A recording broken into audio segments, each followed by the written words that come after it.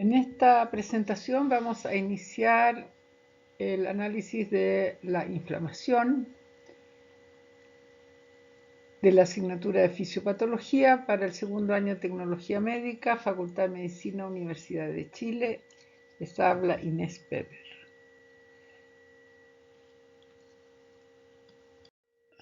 ¿Qué es la inflamación? La inflamación es considerada desde distintos puntos de vista. Por ejemplo, la inflamación es una respuesta al daño tisular. Vale decir, es la primera respuesta o la reacción protectora generada por el tejido del huésped que reacciona frente a patógenos invasores, frente a cuerpos extraños o al tejido alterado o dañado por cualquier otra causa. En segundo lugar, y no menos importante, tenemos que la inflamación es responsable de daño tisular y surge sin un daño tisular previo, en este caso.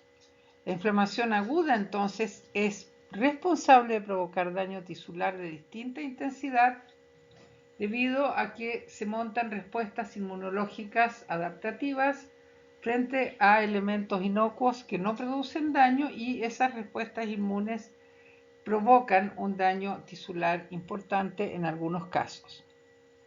Por otra parte, la respuesta inflamatoria también es un fenómeno que acompaña a patologías metabólicas como la obesidad, la ateromatosis, entre otras. Ahora bien, ¿cómo se inicia este proceso inflamatorio? Se inicia en general a raíz del reconocimiento de PAMS o DAMS, que ustedes han conocido en su curso de inmunología, por parte de receptores PRR ubicados en distintas células y también por la secreción de diversos mediadores químicos de la inflamación. En el caso de ser la inflamación responsable de daño tisular, su origen está en la respuesta inmune adaptativa, como ya hemos dicho. Veamos que la respuesta inflamatoria aguda puede no resolverse, y al no resolverse puede contribuir a patologías de diversos órganos y amplificar muchas condiciones clínicas inflamatorias, entre ellas la artritis, diversas enfermedades neurodegenerativas, el síndrome metabólico, el asma bronquial, la alergia, diabetes, procesos inflamatorios del envejecimiento, fibrosis y enfermedades cardiovasculares. Una enfermedad metabólica en la cual la inflamación tiene un rol bastante importante es la obesidad, en la cual se generan ácidos grasos libres que van a interactuar con receptores tipo TOL para llevar a la activación de los factores de transcripción, el factor nuclear kappa B y el JNK1, los cuales llevan a la activación de células inflamatorias para producir citoquinas que nos conducen a este fenómeno. Como ustedes pueden ver en la parte B de este diapositivo, se producen un aumento de la maduración, de la migración y de la estimulación de linfocitos por parte de las células dendríticas. Se producen cambios en las células T, en las células B, y lo que es muy importante, aquí más abajo podemos ver cómo se activan las células cebadas, eosinófilos, basófilos y neutrófilos, los cuales son de crucial importancia en la respuesta inflamatoria. Esto para mostrarles cómo la inflamación, siendo un fenómeno generalmente considerado como local, es también un fenómeno que se manifiesta a nivel de enfermedades sistémicas. Pero veamos cómo se inicia la inflamación. La inflamación en general se inicia por dos tipos de estímulos diferentes, que son los PAMS y los DAMS. Los PAMS son patrones moleculares asociados a patógenos y los DAMS son patrones moleculares asociados a daño. Entre los primeros tenemos lipopolisacáridos, peptidoglucanos, ácidos nucleicos, lipoproteínas y diversas proteínas que se encuentran presentes solamente en los microorganismos y no en los huéspedes de dichos microorganismos, y esto permite que puedan ser detectados por receptores PRR que están presentes en las células del huésped de estos microorganismos. Entonces, esta es una manera muy directa de poder detectar la presencia de estos microorganismos en nuestro organismo.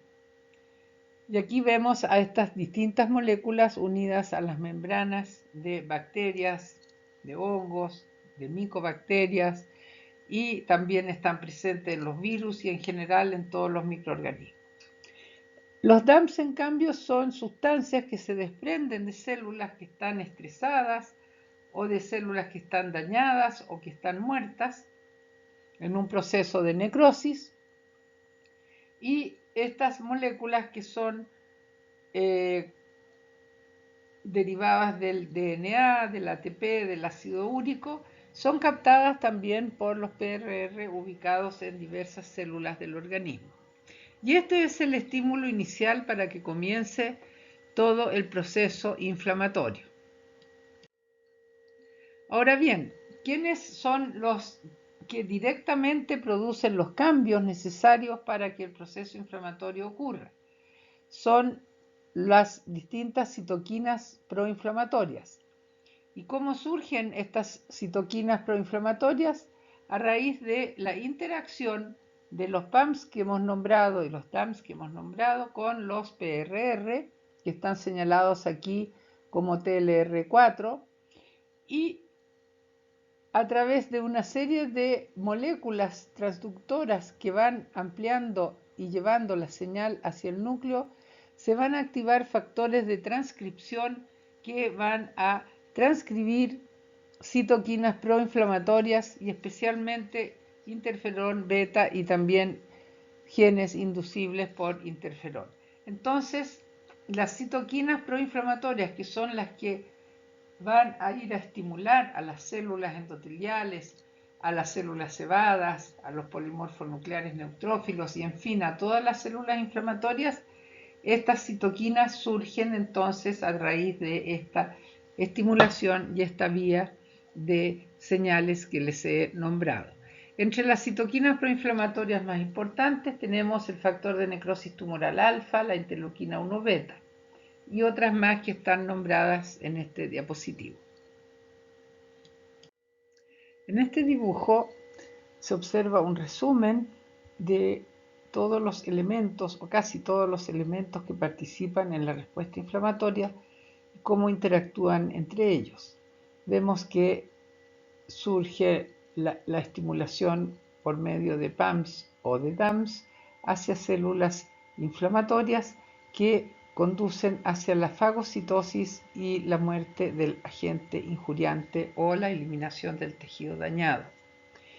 Vemos también un vaso sanguíneo con los monocitos que posteriormente saldrán en forma de macrófagos, los polimorfonucleares que salen del vaso, y de todo esto vamos a hablar en lo que sigue de la clase. También se observa el hígado y el hipotálamo como elementos indispensables para la generación de lo que se denomina la respuesta de fase aguda, que consiste en la secreción de una serie de proteínas y la presencia de fiebre, somnolencia, anorexia y dolor. Entonces, aquí hay un resumen de lo que veremos en lo sucesivo y yo los invito a ver este diapositivo después de haber terminado la presentación completa. Bien, veamos un caso concreto de inflamación, el acné o espinillas. Aquí vemos una mini inflamación, una pequeña inflamación. ¿Qué es lo que observamos? Observamos que el agente injuriante es una bacteria que produce una inflamación exudativa purulenta y esta inflamación exudativa está encapsulada prácticamente en una pequeña cantidad de exudado inflamatorio que está compuesto por polimorfonucleares neutrófilos muertos que han fagocitado a la bacteria y han muerto debido a su acción bactericida y bacteriostática. ¿Cuál es la etiología de la inflamación? ¿Cómo podemos nosotros padecer esta reacción? En primer lugar, puede estar inducida por agentes biológicos, físicos o químicos que provienen del medio ambiente. Y entre ellos tenemos bacterias, tenemos hongos, virus, parásitos, insectos, arácnidos, que van a producir distintos tipos de inflamación según sea las características que tienen en cuanto a su manera de reproducirse, en cuanto a su ubicación en el tejido, etcétera, etcétera. La presencia de toxinas, etcétera. Ahora bien, la secuencia de eventos que ocurre en este tipo de inflamación que se origina en elementos del medio ambiente es que hay, y si ustedes se fijan en las flechas en la parte de abajo del diapositivo, hay un agente injuriante que puede ser, como dije, las bacterias, hongos, virus, etcétera, que producen daño tisular, y este daño tisular activa mediadores químicos de la inflamación, y estos mediadores químicos de la inflamación provocan la inflamación.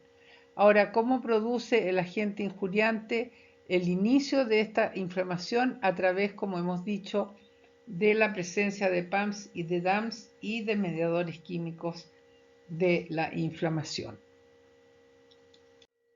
Otros contextos en los cuales se puede producir esta respuesta inflamatoria es cuando hay daño tisular inducido por otros motivos que no son inflamatorios. Por ejemplo, cuando hay un tejido alterado por estrés, por una injuria o por una muerte tisular.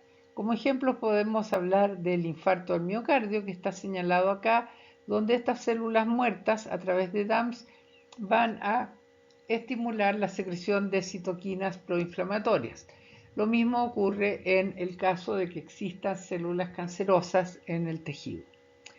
Por otra parte, existen inflamaciones asociadas a enfermedades metabólicas como la aterosclerosis y la gota, y en este caso entonces la respuesta inflamatoria ocurre debido a la presencia de distintos elementos metabólicos como lípidos en el caso de la aterosclerosis o ácido úrico en el caso de la gota. Y en este contexto entonces existe un factor endógeno que produce daño tisular. El daño tisular lleva a la activación de mediadores químicos y liberación de DAMS, y estos llevan hacia la inflamación, como se ve en las flechas señaladas acá. Otro contexto en el cual se produce inflamación, como vimos en la primera parte de la clase, es cuando está inducida por una respuesta inmune adaptativa humoral y o celular frente a antígenos que no causan daño, pero esta respuesta inflamatoria es la que causa el daño tisular.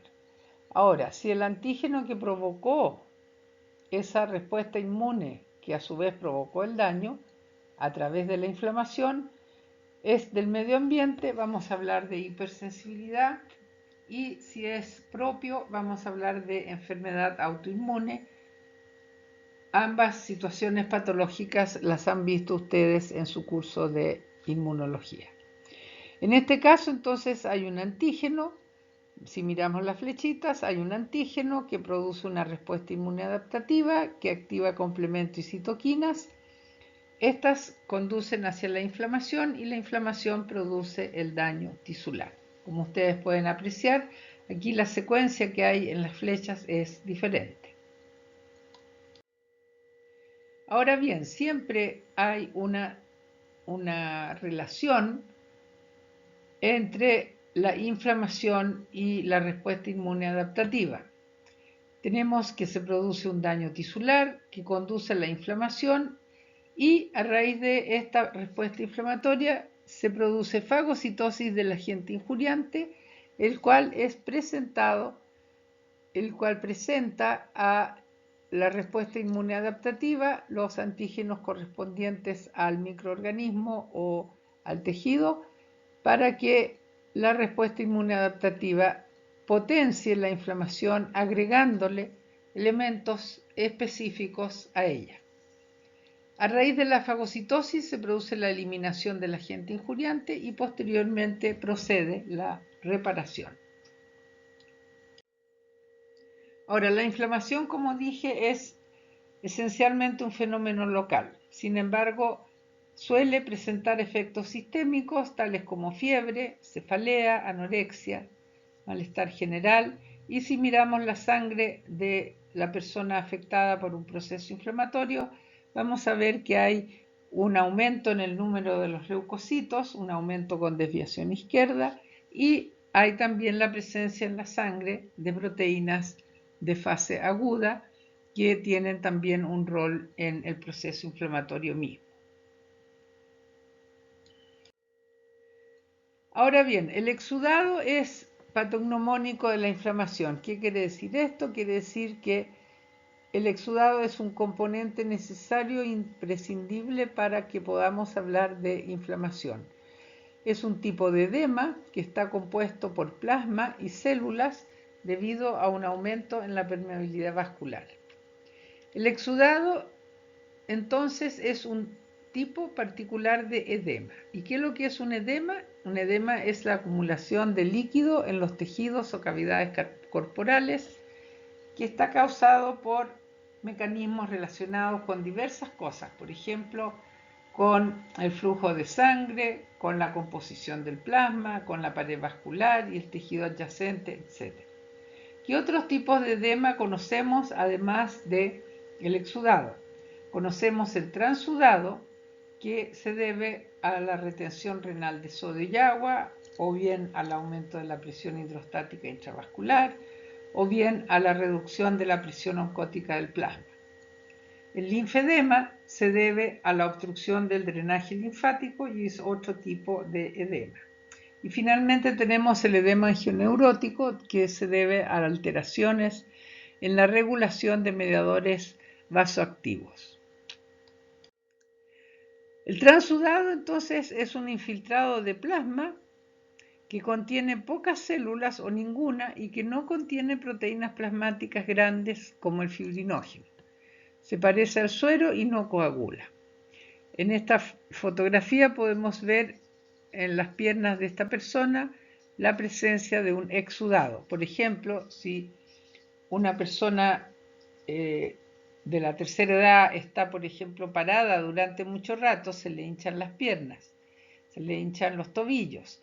¿Por qué? Porque tiene una dificultad en el drenaje y sale agua a partir de un aumento de la presión hidrostática intravascular. Sale agua desde el vaso y se acumula en el tejido.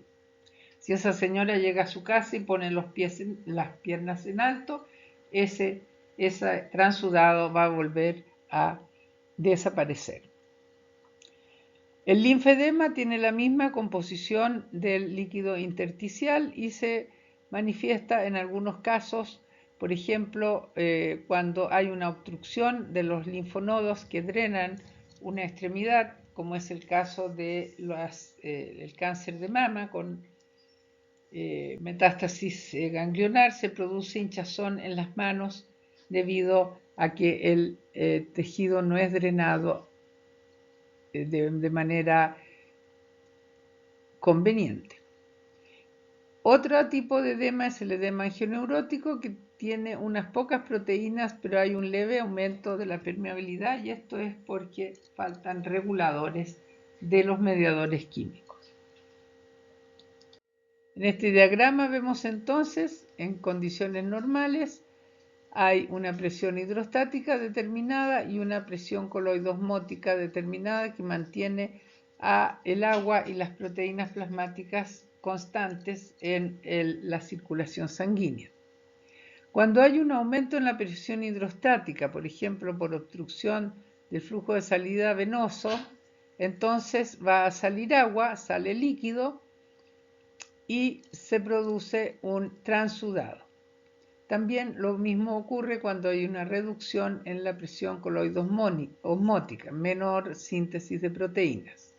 Por ejemplo, en las hepatopatías o también en la desnutrición grave. Ahora, en el exudado se produce un aumento de permeabilidad. Si ustedes se fijan aquí, las células endoteliales están separadas la una de la otra y por lo tanto hay una fuga de líquidos y proteínas a través del endotelio, o sea, entre medio del endotelio, y sale agua y proteínas y se acumula en el tejido circundante a ese vaso de la microcirculación. Y eso constituye entonces inflamación. El evento central de la inflamación es la fagocitosis de microorganismos o tejido dañado según sea el agente etiológico que está actuando en este momento. Aquí vemos una fotografía en el microscopio de barrido donde se observa una célula fagocítica que está ingiriendo un montón de bacterias que aparecen acá de color verde. Evidentemente esta es una microfotografía artística dibujada posteriormente con distintos colores. ¿Cuáles células son las que tienen la capacidad de fagocitar? La más abundante, pero no la más eficiente como individuo, es el polimorfo nuclear neutrófilo, que se encuentra en sangre y en exudado. Aquí lo vemos en la primera fotografía al polimorfo nuclear neutrófilo en un frotis sanguíneo y acá en una fotografía en el microscopio electrónico ya habiendo salido del vaso sanguíneo. Los monocitos en sangre y los macrófagos residentes o inflamatorios en tejidos. Estas son los dos grandes tipos de células que pueden fagocitar en la respuesta inflamatoria. Hay otra célula que también fagocita, que es la célula dendrítica, pero esa célula no es considerada como una célula inflamatoria propiamente tal, puesto que está residiendo en los tejidos y tiene una movilidad relativamente menor que las células de la sangre que tienen poder fagocítico. Las células entonces fagocíticas, polimorfonucleares neutrófilos y monocitos se agrupan en el lugar afectado, salen del vaso, migran direccionalmente, reconocen el elemento a fagocitar, lo fagocitan, lo matan y lo digieren. Y posteriormente entonces viene el terreno, está listo para que se repare ese tejido. Ahora bien, estas dos células tan pequeñitas que se ven en la sangre y un poco más grandes cuando salen de ella, presentan una gran cantidad de receptores que les permiten ejercer su función. Fíjense ustedes toda la cantidad de receptores que necesitan. Necesitan receptores tipo TOL para reconocer a los PAMs y a los DAMs. Receptores para N-metilmetionina, fragmento del complemento, PAF y prostaglandinas, que son mediadores que comandan su actividad. Receptores para quimioquinas que permiten su migración direccional. Receptores para opsoninas que les permiten reconocer moléculas que están marcando aquello que hay que fagocitar. Y receptores para citoquinas que les permite recibir los señales, los mensajes que dan cuenta de la regulación del proceso inflamatorio. Los cambios en la microcirculación que permiten a los leucocitos agruparse, salir del vaso y llegar a la noxa o tejido dañado son fundamentalmente dos: la vasodilatación y el aumento de la permeabilidad. Como vemos acá, la vasodilatación consiste en que tanto arteriolas como capilares como vénulas aumentan el diámetro de su lumen y esto conduce a un aumento local del flujo sanguíneo que denominamos hiperemia. También el hecho de que haya más sangre en el lugar involucra que haya más número de leucocitos en el área. El hecho de que la sangre vaya por un lecho más amplio que lo que iba antes hace que disminuya la velocidad de la sangre. Al disminuir la velocidad de la sangre, se produce la marginación de los leucocitos, vale decir, los leucocitos que iban por el centro del vaso en condiciones normales, al disminuir la velocidad sanguínea, se acercan hacia el endotelio y se quedan cercanos a estas células que a su vez expresan moléculas de adhesión que los hacen permanecer en ese sitio. De esta manera, en el lugar donde está ocurriendo el proceso inflamatorio, se produce una mayor cantidad, una mayor afluencia, una mayor permanencia de las células fagocíticas. También hay un aumento de la presión hidrostática intravascular y finalmente los esfínteres precapilares, que normalmente están cerrados, algunos de ellos se abren debido al aumento de la presión hidrostática intravascular. Tenemos entonces como consecuencia de esta vasodilatación una serie de cambios que involucran tanto a las células endoteliales como a las células que están presentes en el torrente sanguíneo. Ahora, el segundo gran cambio que ocurre en la inflamación es el aumento de la permeabilidad vascular. Como ustedes pueden ver acá, existen una serie de moléculas entre los endotelios, entre las células endoteliales, que hacen que las células permanezcan unidas entre sí. Cuando se produce un aumento de la permeabilidad, estas cerraduras se abren y las células se desprenden la una de la otra y dejan un lugar para que puedan salir las células de la sangre hacia el intersticio. Entonces, las consecuencias de este aumento de permeabilidad vascular, que es una acción mediada por citoquinas y mediadores químicos de la inflamación, se produce entonces salida de plasma al intersticio, hay un aumento de la presión oncótica extravascular porque salen muchas proteínas hacia afuera, salen las células fagocíticas como esta que se ve en esta microfotografía del microscopio electrónico, se activan mediadores químicos de la inflamación y también sale fibrinógeno que al estar fuera del vaso se convierte en fibrina y esa fibrina es fundamental para que las células puedan migrar hacia donde está la noxa. Y finalmente también son responsables este cambio de la permeabilidad vascular de los signos cardinales dolor y tumor. Y vemos acá cómo ocurre este cambio de permeabilidad.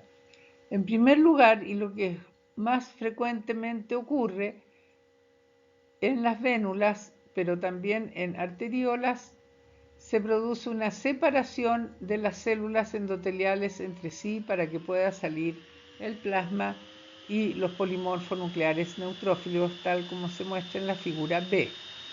Esto está inducido por mediadores químicos como la histamina, el óxido nítrico y otros mediadores. Después hay una fase donde hay una lesión endotelial. Los endotelios pueden producirse, en algunos casos, con algunos agentes etiológicos, puede producirse daño endotelial y se produce entonces un aumento de permeabilidad debido a este daño. Puede haber también lesión vascular mediada por leucocitos y está asociado a los estados tardíos de la inflamación en que los leucocitos que se han acercado al endotelio le producen daño. Y finalmente puede haber transcitosis que se produce en las vénulas y inducida por el factor de crecimiento de los vasos sanguíneos.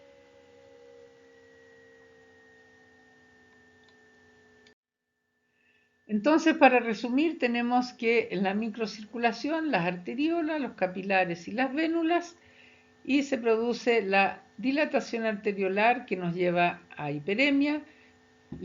Esta hiperemia va a tener como consecuencia esta dilatación arteriolar de que aumenta la presión sobre los capilares, de manera que se produce un aumento en el número de capilares abiertos y además se produce un aumento en la filtración a través de los capilares, lo que lleva a un edema. Y además se produce la expresión de moléculas de adhesión que permite que las células que han llegado hacia los endotelios por la disminución de la velocidad sanguínea se queden pegados en estas células endoteliales, permitiéndoseles posteriormente salir del vaso. Ahora bien, la adhesión de los polimorfos nucleares neutrófilos a los endotelios es un elemento fundamental para que se produzca la respuesta inflamatoria. Cuando nosotros tenemos una circulación normal, los leucocitos van circulando por el medio del vaso, por el medio del lumen del vaso, y al disminuir la velocidad sanguínea comienzan a acercarse hacia el endotelio, y al recibir también en esos momentos influencia de las citoquinas, se van a expresar moléculas de adhesión celular tanto en las células endoteliales como en los leucocitos. Y esto hace que el leucocito se acerque a la célula endotelial, se pegue a ella y ruede hacia un estado posterior de quiescencia, donde la célula se pega a través de estas moléculas de adhesión al endotelio. Posteriormente adquiere movilidad también estimulada por citoquinas que la hacen pasar a través del endotelio entre medio de las células hacia el intersticio, y en el intersticio estas células también expresando moléculas de adhesión celular y a través de una molécula que se denomina laminina y fibronectina se va a pegar a el colágeno y a la fibrina, y por lo tanto va a poder movilizarse hacia el lugar donde está la noxa. El resultado de todos estos cambios, que son la vasodilatación y el aumento de permeabilidad, es la formación del exudado inflamatorio. En este diapositivo vemos dos cortes histopatológicos, uno un pulmón normal, vemos aquí el tejido pulmonar, vemos los capilares, los neumocitos y todas las células que están presentes, y en el centro de este alvéolo existe aire. En un pulmón que está sometido a un proceso inflamatorio, por ejemplo, por una neumonía neumocócica, como es el caso que se muestra acá, este lugar que estaría siendo ocupado por el aire está ocupado en realidad por células inflamatorias, muchas de ellas muertas, por redes de fibrina, y todo esto se considera como un exudado inflamatorio. Y si ustedes se fijan en las paredes alveolares, estas están llenas de sangre porque hay una hiperemia, una mayor afluencia de sangre debido al aumento del diámetro de los vasos que ya hemos descrito. Entonces aquí se produjo una vasodilatación, se produjo un aumento de permeabilidad, y las células y la fibrina salió al intersticio, al espacio alveolar, y está ocupando el lugar que debería ocupar el aire. Entonces, todos estos cambios en la microcirculación, vasodilatación, aumento de permeabilidad y las consecuencias, y los cambios en las células que hemos descrito, van a conducir a la formación del exudado inflamatorio, que a su vez permite la fagocitosis del agente injuriante. Y la fagocitosis tiene varias etapas, esto ustedes ya lo conocen de su curso de biología.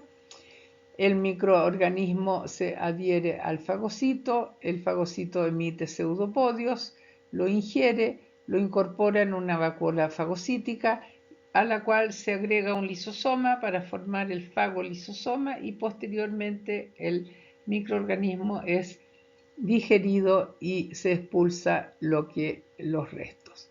Ahora, ¿en qué momento muere el microorganismo? Cuando es la actividad bactericida, generalmente cuando se inicia la fagocitosis ya comienzan a activarse los mecanismos bactericidas oxígeno dependientes que van a dar muerte a través de la acción de radicales libres a las bacterias. Ahora, para que la célula sepa qué debe fagocitar y qué no debe fagocitar, existe el mecanismo de la opsonización. En la opsonización, la bacteria es cubierta por opsoninas o moléculas que se unen a ella a través de diversos mecanismos. Estas moléculas pueden ser inmunoglobulinas que reconocen antígenos de membrana del microorganismo, puede ser el complemento, el factor C3b del complemento, y también pueden ser proteínas de fase aguda.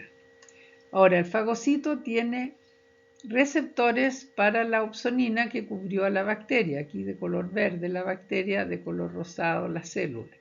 Entonces, la célula reconoce al que reconoció a la bacteria y por lo tanto, va a fagocitar posteriormente. Y vemos aquí cómo hay distintos tipos de formas de reconocer al microorganismo, tanto a través de PAMS, PRR, como a través de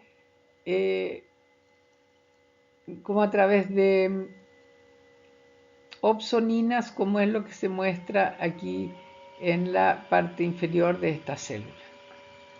Y una vez reconocida entonces la bacteria por estos mecanismos, es fagocitada, incorporada en una vacuola y eliminada por la acción de radicales libres, como hemos dicho.